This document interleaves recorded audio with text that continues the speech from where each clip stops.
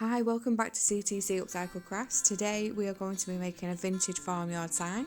I'm going to be using Podge mat. This is just some wood that I found lying around, old bed slats actually. We glued it together and then I just covered it in chalk paint. I'm going to be using the LaserJet printer, and make sure that you reverse your images and graphics here ready for transferring them onto the wood. Once you have cut your paper to fit whatever board or backing or wood that you are going to stick it to, on here we have creases, and I like to roll my fingers down the creases just to make sure that the image gets right into the creases and transfers completely.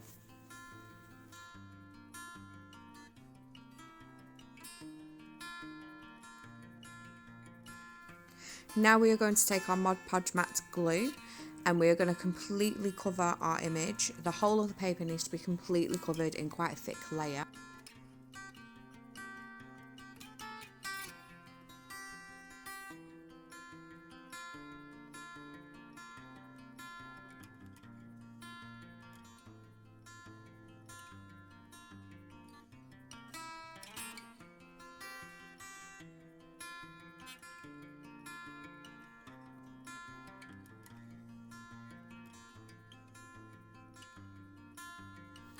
Once your image is completely covered, you can now transfer this to your board.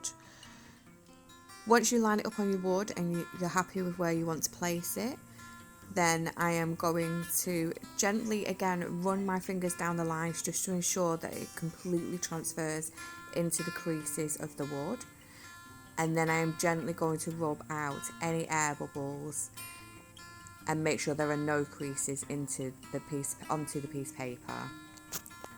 This is just to ensure that the graphics that you have transfer properly onto the wood, and when you come to rub off the backing later, you're not left with big empty gaps. Now for this part, you're just going to need some water. I use an old sponge and an old flannel, and you're just going to want to wet the paper once it is dry, and just till you can see the graphics kind of showing through the paper.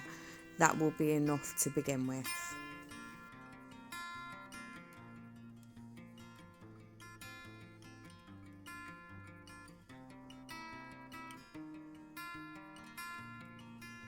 As you can see here, once the graphics have started to come through, then I am going to start gently rubbing to remove the backing, and you'll gently see the graphics and the images appear as if they are on the wood. Don't worry if some bits go dry, you can always go back and re-wet it again.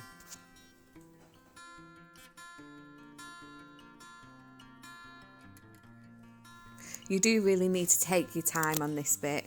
Take your time, nice and slowly. Don't rub too hard. If you rub too hard, you will see that you may end up rubbing some of the image or the graphics away from the wood. So just take your time and do it slowly, and you can always go back over bits that you aren't happy with.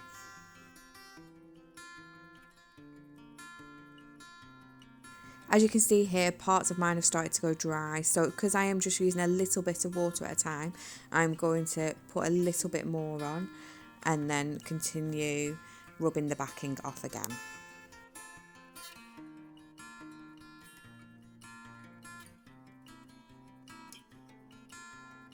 Once you are happy with your results and you have rubbed all the backing paper off, then you can either add indoor varnish, outdoor varnish. I'm going to add some outdoor varnish before I put some jute rope through the holes at the top, and then I'll be ready to hang my sign.